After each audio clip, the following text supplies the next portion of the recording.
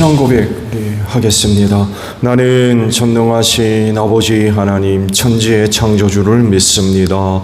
나는 그의 유일하신 아들 우리 주 예수 그리스도를 믿습니다. 그는 성령으로 잉태되어 동정녀 마리아에게서 나시고 본디오 빌라도에게 고난을 받아 십자가에 못 박혀 죽으시고 장사된 지 사흘 만에 죽은 자 가운데서 다시 살아나셨으며 하늘에 오르시어 전능하신 아버지 하나님 우편에 앉아 계시다가 거기로부터 살아있는 자와 죽은 자를 심판하러 오십니다. 나는 성령을 믿으며 거룩한 공교회와 성도의 교제와 죄를 용서받는 것과 몸의 부활과 영생을 믿습니다. 아멘. 446장 찬송합니다.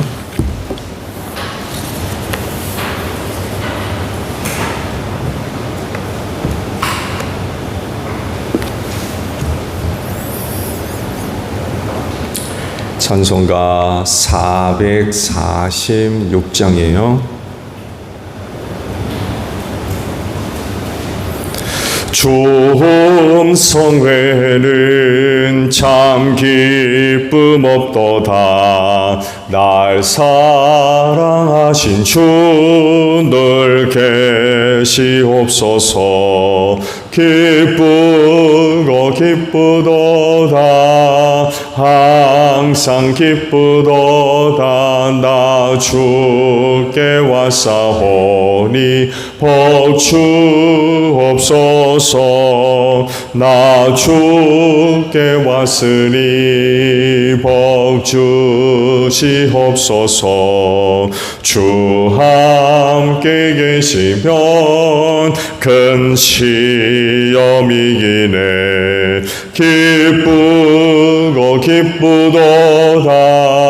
항상 기쁘도다. 나 주께 왔사오니 복 주옵소서. 시면 내 생명 헛되네. 기쁘나 슬플 때 늘 계시옵소서. 기쁘고 기쁘도다. 항상 기쁘도다. 나 주께 왔사오니 복 주옵소서. 그 귀한 언약을 이루어 주시고 주 명령 따를 때 늘 계시옵소서. 기쁘고 기쁘도다. 항상 기쁘도다. 나 주께 왔사오니 복 주옵소서. 아멘. 열왕기하 17장의 말씀입니다. 열왕기하 17장 1절에서 12절까지 있는 말씀을 봅니다. 유다의 아하스 왕 제12년에 엘라의 아들 호세아가 사마리아에서 왕이 되어 이스라엘을 9해 동안 다스렸다. 그는 주님께서 보시기에 악을 행하였으나 그 이전의 이스라엘 왕들만큼 악하지는 않았다. 아시리아의 살마네셀 왕이 그를 치러 올라오니 호세아 왕은 그에게 항복하고 조공을 바쳤다.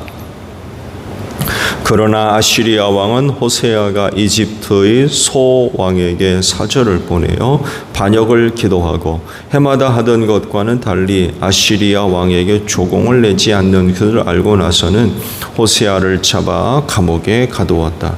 그리고 난 뒤에 아시리아 왕이 이스라엘 전역으로 밀고 들어와서 사마리아로 올라와 세 해 동안이나 도성을 포위하였다.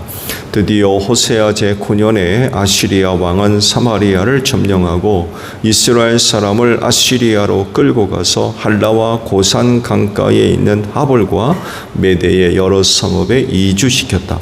이렇게 된 것은 이스라엘 자손이 자기들을 이집트 땅에서 이끌어내어 이집트 왕 바로의 손아귀로부터 구원하여 주신 주 하나님을 거역하여 죄를 짓고 다른 신들을 섬겼기 때문이며, 또 주님께서 이스라엘 자손의 면전에서 내쫓으신 이방 나라들의 관습과 이스라엘의 역대 왕들이 잘못한 것을 그들이 그대로 따랐기 때문이다. 이스라엘 자손은 또한 주님이신 그들의 하나님을 거역하여 옳지 못한 일을 저질렀다. 곧 막대로부터 요새화된 성읍에 이르기까지 온 성읍 안에 그들 스스로 산당을 세웠으며, 또 높은 언덕과 푸른 나무 아래에는 어느 곳에나 돌기둥들과 아세라 목상들을 세웠으며, 주님께서 그들의 면전에서 내쫓으신 이방 나라들처럼 모든 산당에서 분향을 하여 주님의 진도를 일으키는 악한 일을 하였으며, 또한 주님께서 그들에게 하지 말라고 하신 우상 숭배를 하였다. 아멘. 오늘은요 7절 상반절에 있는 말씀을 함께 나누려고 그래요. 이렇게 된 것은 이라는 말씀입니다. 오늘 주신 말씀들은 북이스라엘의 종말을 고하는 그런 그 상황을 이제 말씀을 하고 있죠. 지금까지 말씀을 쭉 보았습니다만 드디어 북이스라엘이 망하게 됐어요. 아시리아 제국의 침입을 받아 결국 나라가 망했습니다. 전쟁에 져가지고 그냥 단순히 나라가 망한, 왕이 뭐 죽든지 잡혀가든지 뭐 그래가지고 나라가 그렇게 이제 망한 것으로 끝나지 않고 아예 북이스라엘 존재 자체가 없어지는 이런 일을 당했어요. 왜냐하면 아시리아 제국의 정책 중에 하나가 점령지의 포로민들을 이주시키는 거였어요. 아예 그냥 전쟁을 통해서 나라가 망하면 그 백성들은 그냥 있잖아요. 때로 뭐 죽을 수도 있고, 그중 일부는 노예나 종으로 붙들려갈 수도 있고, 뭐 이런 상황도 있겠지만 모든 백성이 다 그런 어려운 가운데 빠지는 건 아니거든요. 근데 아시리아 제국의 정책 중에 하나가 이주 정책이었고, 그래서 북이스라엘의 상당수에 이르는 사람들이 포로로 붙들려가서 가나안 땅을 떠나게 됩니다. 오늘도 말씀에 기록되어 있습니다만 해도 아예 백성들, 대다수의 많은 백성들이 이주를 해버려요. 붙들어가지고 다른 지역으로 옮기는 거죠. 그렇다 보니까 나라가 다시금 회복되고 일어설 힘을 잃어버렸어요. 백성들이 없으니까.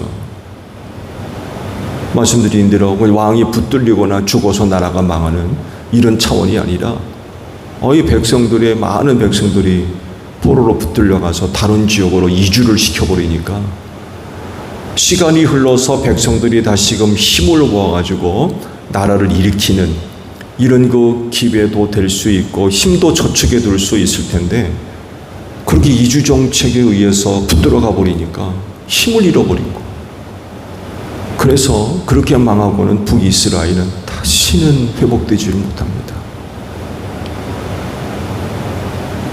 그러면서 이제 빈 자리, 이주 정책을 피니까 국토가 많이 비잖아요.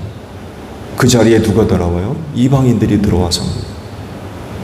그러면서 이제 혼혈인이 발생하게 되고 그들이 바로 사마리아 사람들이 됩니다. 유대인들이 그렇게 싫어하고 미워하고 조롱하고 했던 사마리아 사람들. 그래서 사마리아인들이 그렇게 해서 이제 발생을 하게 됐죠. 누누이 말씀을 드렸습니다만 해도 처음 시작은 하나님의 은혜를 받고 시작을 했어요. 놀라운 약속도 해주셨고요. 근데 끝은 이렇게 나고 말았습니다. 하나님의 축복을 받고 약속을 받고 은혜를 받고 시작을 했으면 그 과정과 마지막도 좋게 아름다운 좋은 모습들이 보여줘야 되는데 북이스라엘 경우 같은 거 보게 되면 정말 이 하나님의 은혜를 받은 나라인지 의심이 갈 정도로 그렇게 종말을 고하고 말았습니다. 누구 책임이에요? 나라가 그꼴로 끝이 났는데 이게 누구 책임입니까? 약속을 하시고는 약속을 지키지 않은 하나님 책임입니까?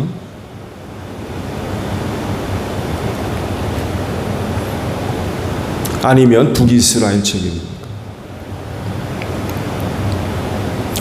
아니, 하나님도 그렇게 약속을 해주시고 시작을 하게 하셨으면 끝까지 책임지셔야 될 거 아니에요. 약속만 하고는 하나도 지키지 않고 그래서 나라가 이렇게 망해버리면 어쩌란 말이에요. 이럴 바엔 차라리 나라를 나누지 말든지. 근데 굳이 하나님께서 하나로 있던 나라를 나누시고는 한 나라를 이렇게 망하게 하시면 어쩌란 말이에요. 근데 과연 하나님 책임일까요? 오늘 주신 말씀 속에서 우리가 그 답을 찾을 수가 있어요. 즉 북이스라엘이 망할 수밖에 없는 이유를 우리가 이 말씀 속에서 찾아볼 수가 있고요. 결국 그 책임은 누구 책임이란 얘기입니까? 북이스라엘 책임이란 거죠.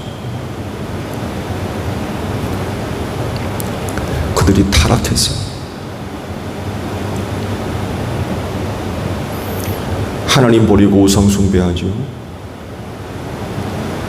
하나님만 섬겨야 되는데 그 하나님을 버리고 우상 숭배에 빠집니다. 말씀에 순종해서 거룩한 백성들로 남아야 되는데 그렇지 않죠. 왜 그랬을까요? 이방 사람들의 관습을 쫓았대요. 하나님 앞에서 쫓아냈던 가나안 부족의 타락한 생활을 쫓아갔다는 거예요. 닮아갔다는 거죠. 그들과 결혼도 하지 말고 관계하지도 말고 음식도 조심하고 그렇게 신신당부를 하셨는데 쫓아낸 사람들 타락하고 부패해서 그 가나안의 7 부족을 심판하시면서 다 쫓아내시고 진멸했던 타락한 백성들의 생활 그걸 그대로 본받았다는 거예요.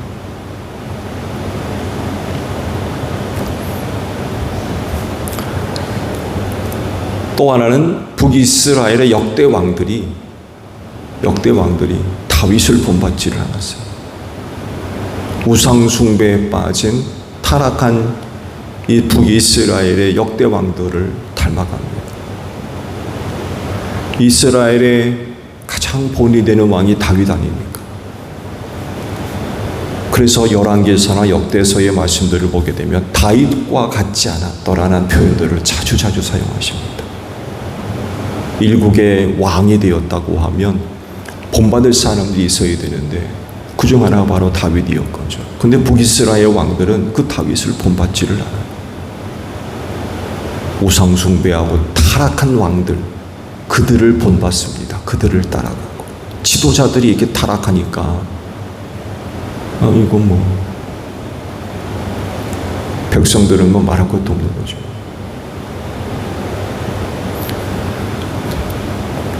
정치적인 지도자만 타락합니까? 그렇지 않죠.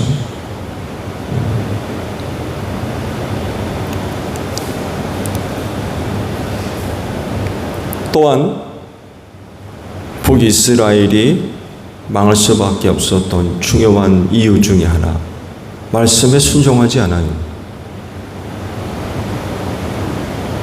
가장 좋은 예가 북이스라엘이 그렇게 망해가는 것을 하나님이 보고 계시지를 않으셨어요. 그들을 어떻게 하면 돌려놓으시려고 누구를 보내요? 예언자나 선지자들을 다 보내셨어요. 보내셔가지고 경고의 말씀을 하시죠. 하나님께로 돌아와. 너희가 돌아오지 않으면 너희가 망한다. 듣지 않습니다.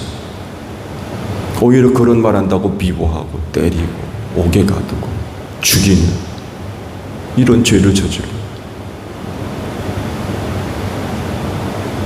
하도 그러니까 나중에는 이사야 선지자를 통해서 그런 말씀까지 하시죠. 예수님이 이 말씀을 인용도 하셨습니다. 봐도 보지 못하게 하시고 들어도 듣지 못하게 하시고 마음으로 깨달아 돌이키지 못하게 하십니다. 그 멸망시키기로 작정을 하시고 난 뒤로는 이거 뭐 그야말로 소기의 경일기, 아무리 해도 안타까운 일이죠. 또 하나는 산당과 우상을 세웠다는 거예요. 곳곳에.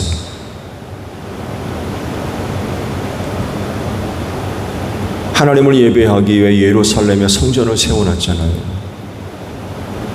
그럼 그리 가야 되는데 그러지를 않은 거예요. 산당에서 제사하고 향 피우고. 언제가 말씀드렸죠. 이건 두 가지 모습이 나타납니다. 하나는 산당에서 하나님께 제사하기도 하지만 우상숭배도 동시에 이루어졌어요. 또 하나는 아예 우상숭배 제단이었고요. 하나님만 섬기는 그런 모습, 그리고 그 하나님을 섬김이 예루살렘 성전을 중심으로 해서 나타나야 되는데 그리는 가지 않고 산당을 만들어 놓고는 거기서 제사하고 이방신을 섬기고 우상을 섬기는 이런 짓을 저질렀다는 거예요. 그런데요, 사실은 그 이전에 이런 모든 것들을 조심하라고 경고의 말씀을 주셨어요. 모세 시대의 광야 백성들에게 가나안 땅에 들어가기 전에 이런 것들을 조심해라 경고하셨어요. 이미 벌써 오래전. 만약 그렇게 하지 않으면 넌 그 땅에서 망할 거다. 그 땅에서 뽑혀나갈 거다.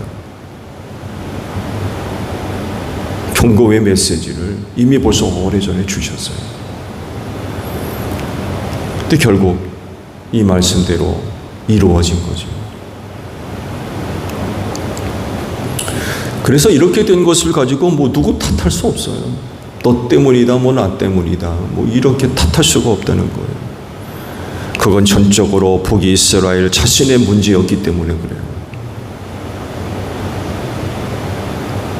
하지 말라고 경계하셨음에도 불구하고 지키지 못한 책임이 큰 거죠.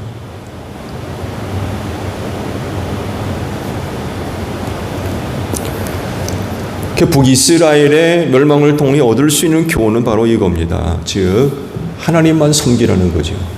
삼위일체 하나님만 섬기. 우상 숭배하면 망합니다.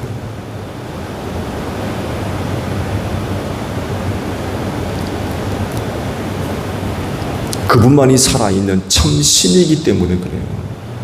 신을 섬긴다고 그러면 삼위일체 하나님만 섬겨야 됩니다. 그 이외엔 다른 신은 없다고 하셨어요.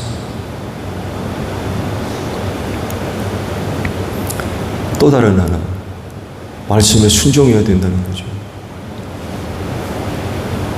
당연히 하나님을 섬기는 사람들이라고 하면 그의 삶의 기초는 어디다 둬야 됩니까? 성경 말씀에다 둬야 돼요.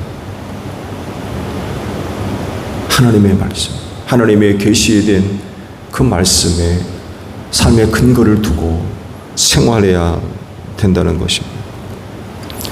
자기가 섬기는 신의 말씀을 듣는 건 당연한 거 아닙니까? 그렇지 않아요? 자기가 섬기는 신의 계시를 듣고 그것을 따르는 건 그건 당연한 겁니다. 자기가 섬기는 신의 계시를 듣지 않고 다른 신을 쫓아간다? 이건 말도 안 되는 거죠. 뭐 또 자기가 하고 싶은 대로 한다? 이건 말도 안 돼요. 섬긴 신의 계시가 있다면 철저하게 들어야죠. 그래야 그 신을 섬긴다는 의미가 있지. 그렇지 않다고 하면 그 신을 섬긴다라고 할 수가 없죠.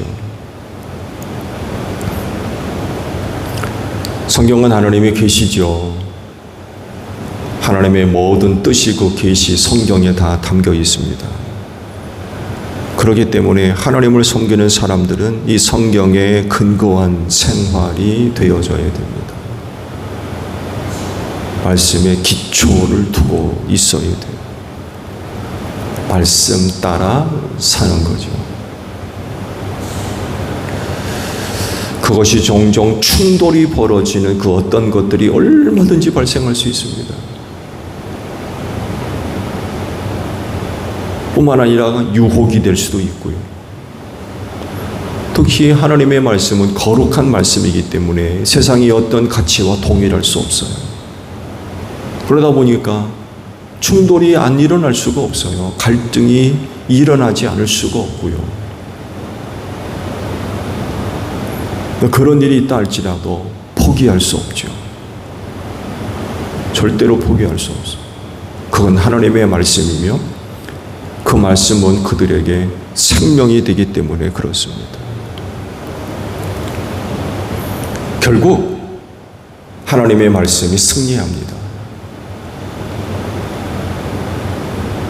결국 그것 때문에 많은 갈등과 어려움이 있지만 결국 말씀이 승리하게 돼 있어요.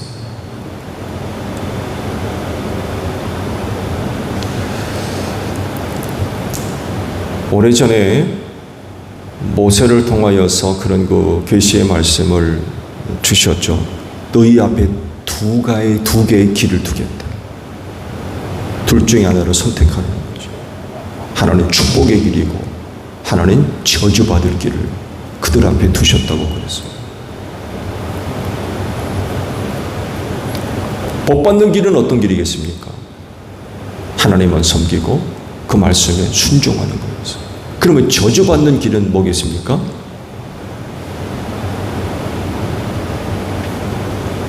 근데 안타깝게도 북이스라엘은 남유다도 그렇게 되겠습니다만 해도 저주받는 길을 택한, 복받을 길을 택한 게 아니라 저주받을 길.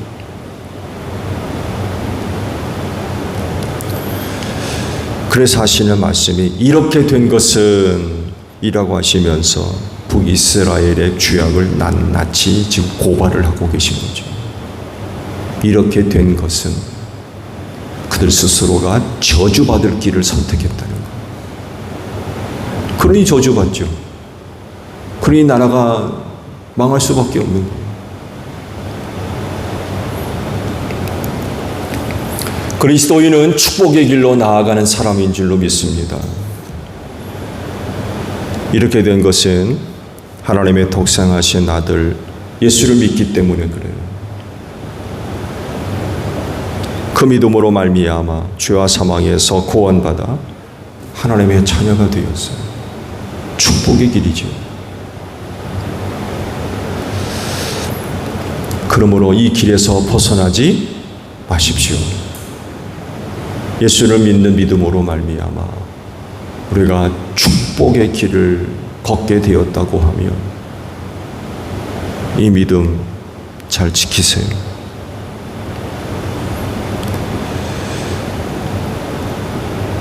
조상들의 타락한 모습을 조금이라도 본받아서는 안 되고요. 오직 삼위일체 하나님만 섬기고 주님의 핏값으로 세우신 제1교회에서 예배하며 오직 하나님의 말씀에 순종하는 그런 생활들을 하셔야 돼요. 이것이 우리가 축복의 길을 걷는 유일한 방법입니다. 우리가 그 길을 선택해서 좀 가고 계시는데 그 길에서 벗어나지 마시고 그 길을 끝까지 나아가는 여러분들이 되시기를 바랍니다. 주기도문합니다. 하늘에 계신 우리 아버지, 아버지의 이름을 거룩하게 하시며 아버지의 나라가 오게 하시며 아버지의 뜻이 하늘에서와 같이 땅에서도 이루어지게 하소서.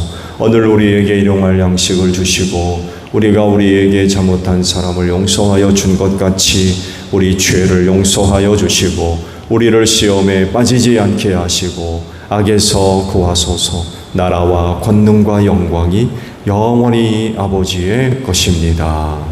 아멘. 기도하겠습니다.